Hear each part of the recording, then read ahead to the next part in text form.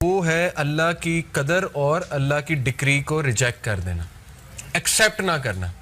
और ज़्यादातर लोग जो है वो इसका शिकार हो जाते हैं कि जब उनके साथ कोई खुदा ना खास्ता, अल्लाह ना करे, कोई ऐसा हादसा हो जाए, कोई ऐसी चीज़ आ जाए जो उन्होंने एक्सपेक्ट भी नहीं की हुई थी, तो वो बजाय के अल्लाह के आगे रोने के या अल्लाह से मदद तलब करने के, वो फ़ौरन ये कहते हैं कि ये हुआ क्यों इन द फर्स्ट प्लेस। और वो कहते कहते फिर इस लेवल पे पहुंच जाते हैं जो अल्लाह माफ़ करे, इब्लीस ने अल्लाह को कहा था कि अल्लाह तूने मुझे गुमराह किया। ये इब्लीस के अल्फाज हैं कुरान में कि बेशक since you have led me ashtray, इसलिए अब मैं इन ह्यूमन बींग्स को नहीं छोड़ूंगा। उसने ब्लेम किसको किया? अल्लाह को। तो खुदा ना खास्ता कहीं हम इस शिकवे का शिकार ना हो जाए कि हम अल्लाह को ब्लेम करने लगे, नाउज़ुबिल्लाह, कि ये अल्लाह की वजह, अल्लाह ने क्यों मेरे साथ ऐसे किया। ठीक है ना, इंसान है, निकल भी सकते हैं ऐसे अल्फाज, लेकिन ये कि तौबा कर ली जाए, फ़ौरन से रिटर्न हो जाए, फ़ौरन से जो है वो अल्लाह ताला के बारे में पॉजिटिव हो जाए। तो ये ऐसे लोग अल्लाह को बहुत पसंद है। ठीक है, तो पहली बात, ये शिकवों के बारे में दो तरह के शिकवे मैंने आपको बताए। इनमें से एक नाजायज़ है कि तकदीर को चैलेंज कर देना, अल्लाह की डिक्री को रिजेक्ट कर देना कि नहीं ये हुआ क्यों। जैसे कुछ लोग, उनके फादर की डेथ हो गई, मदर की डेथ हो गई, एक्सेप्ट ही नहीं किया, दीन से भी दूर हो गए, नमाज़ें पढ़ना छोड़ दी कि नहीं ये हुआ क्यों। तो खैर इट्स वेरी डिफ़िकल्ट, लेकिन ये कि स्ट्रेंथ पकड़ें। हमारे नबी को बहुत गम आए हैं, बहुत दुख आए हैं, उनसे स्ट्रेंथ पकड़ें। अगर गम दुख कोई बुरी चीज़ होती तो अम्बिया को ना आता, इसका मकसद है, ठीक है ना। फिर फरमाया, you are the most merciful and the lord of those who are humble and weak and you are my lord. फिर फ़ौरन ही अल्लाह को वास्ता दे दिया अल्लाह के नामों का और इस रिलेशन का कि अल्लाह तू तो कमज़ोरों का रब है, मेरे हाल पे रहम फरमा।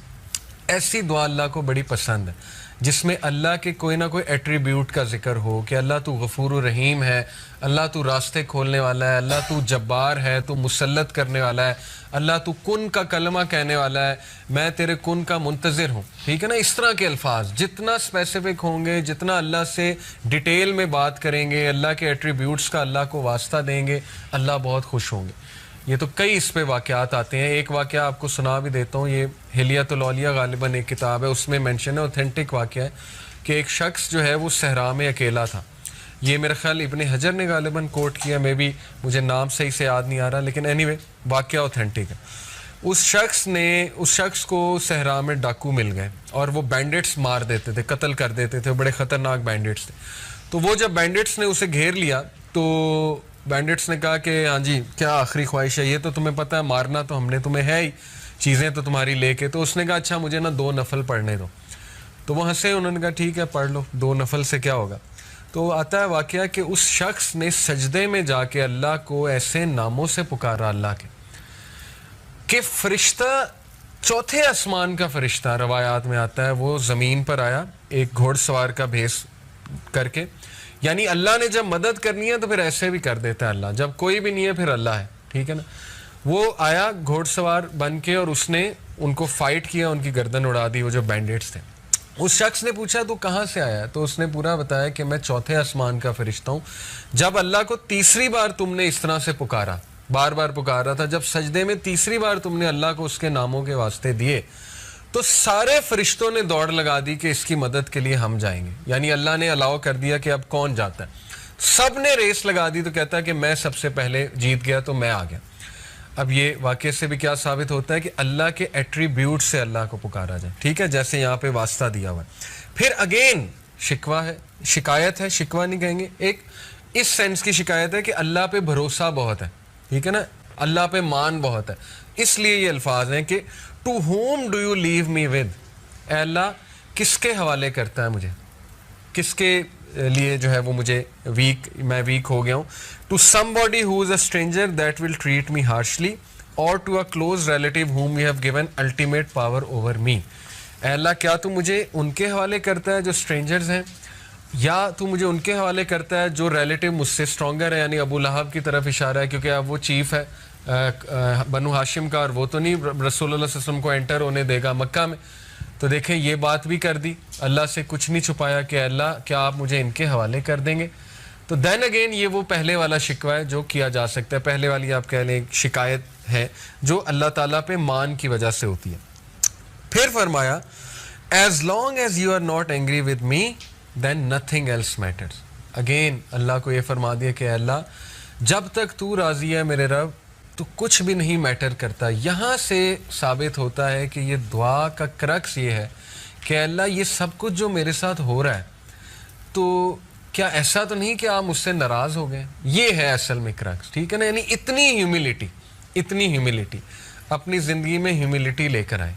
हम लोग फजर की नमाज मिस कर देते हैं, फ़र्क ही कोई नहीं पड़ता, ना इस्तग़फ़ार की, ना अल्लाह से रुजू किया, अल्लाह माफ़ कर दे, आज फजर की नमाज निकल गई, कोई रिग्रेट ही नहीं है, ठीक है ना। अंबिया का लेवल देखें। हज़रत नूह ने कितने साल दावा किया? 950 साल, दिन रात लगे रहे, लोगों ने रिजेक्ट किया। सूरह नूह पढ़ लें, सूरह नूह में उनके अल्फाज हैं बेबसी के हज़रत नूह के कि अल्लाह मैंने इन्हें रात को बुलाया, दिन को बुलाया, मैंने इन्हें पीछे से बुलाया, आगे से बुलाया, कोई स्ट्रेटेजी नहीं छोड़ी मैंने, लेकिन अपनी कानों में उंगलियां दे लेते हैं, ये अपने जो है वो लिबास को यूं ऊपर ले आते हैं मौक करने के लिए कि हम नहीं सुन रहे। तो सारी बातें करके, ये भी एक शिकायत का अंदाज है इन अ वेरी क्यूट सेंस कि अल्लाह मैंने सब किया है, देख लें इन लोगों ने मुझे ऐसे ट्रीट किया है, सब बातें कह के पता है क्या कहते हैं हज़रत नूह कि अल्लाह मुझे माफ़ कर दे, मेरे माँ बाप को माफ़ कर दे, और अगर मुझसे कोई गलती हुई है तो वो उसका जो है वो मुझे पकड़ ना कीजिए। ये ह्यूमिलिटी होती है। तो इसलिए अपने अंदर ह्यूमिलिटी लेकर आएँ, ठीक है ना। बहुत कोई अच्छा काम किया है तो इसी डर में रहें कि पता नहीं एक्सेप्ट होता है कि नहीं होता। अल्लाह से इस्तग़फ़ार करना, अल्लाह को खशियत वाले लोग पसंद है, और खशियत जितनी आप खशियत ना लानी पड़ती है, लिटरली खशियत। मैंने यहाँ तक उलमा से सुना है कि अगर आपको रोना नहीं आ रहा, आप एक्टिंग करना शुरू कर दो किसी बात पे रोने पे, अल्लाह की कोई बात सुनिए, क्या होगा कि खशियत आहिस्ता आहिस्ता इंशाल्लाह आपकी आदत बन जाएगी, वो आती जाएगी आप में। तो ये ऐसे लोग अल्लाह को बहुत पसंद हैं जो हर क्रेडिट अल्लाह को दें, अल्लाह ताला के आगे झुक जाएं, अल्लाह ताला से माफ़ी तलब करें वगैरह वगैरह। फिर फरमाया except for the fact that your protection from tribulation, your ease and comfort is more easy for me. लेकिन अल्लाह ये बात दुरुस्त है कि अगर आप मेरे लिए ईज़ क्रिएट कर देंगे, कंफर्ट दे देंगे, तो ये मेरे लिए ज़्यादा पसंद की चीज़ है। अपनी ख्वाहिश भी बता दी, ठीक है ना। ये नहीं कि बंदा मुश्किल ही मांगे, बंदा आसानी मांगे, और आसानी मांगी हमारे नबी ने। ओ अल्लाह, I seek refuge in your face, that is the source of the light that gets rid of the darkness because of which this world is guided। फिर वास्ता दिया अल्लाह के फेस का कि अल्लाह तेरा चेहरा, उससे नूर आता है, वो नूर से तमाम डार्कनेस दूर हो जाती है। तो अल्लाह को कितने अल्फाज पसंद है। And I seek refuge in your face that your anger comes down, it's your right to criticise until you are content. अल्लाह तेरा हक है, तू अपने बंदों को पनिश करे, क्रिटिसाइज करे, जो करे ये तेरा हक है, तुझे कोई पूछने वाला नहीं है। And there is no power और change except with you and through you, जो हम कहते हैं ला हौला वला कुव्वता इल्ला बिल्लाह। ये एक्चुअली उसकी ट्रांसलेशन है कि अल्लाह कोई स्ट्रेंथ, कोई पावर नहीं सिवाय तेरी तरफ से जो भी स्ट्रेंथ और पावर आ जाए। इतनी ये जामे दुआ, इतनी खूबसूरत दुआ है। इसको हम थोड़ा सा अगर एनालाइज करें, मैं आपको इंशाल्लाह, एक तो मैंने बताया कि शिकवे जो दो तरह के होते हैं, उसमें कौन से वाला जो है वो जायज़ है और कौन से वाला जो है वो नाजायज़ है। दूसरी बात, इस दुआ का सारा क्रक्स ये है कि उन्हें डर ये था हमारे नबी को कि कहीं ये अल्लाह की नाराज़गी तो नहीं, ठीक है।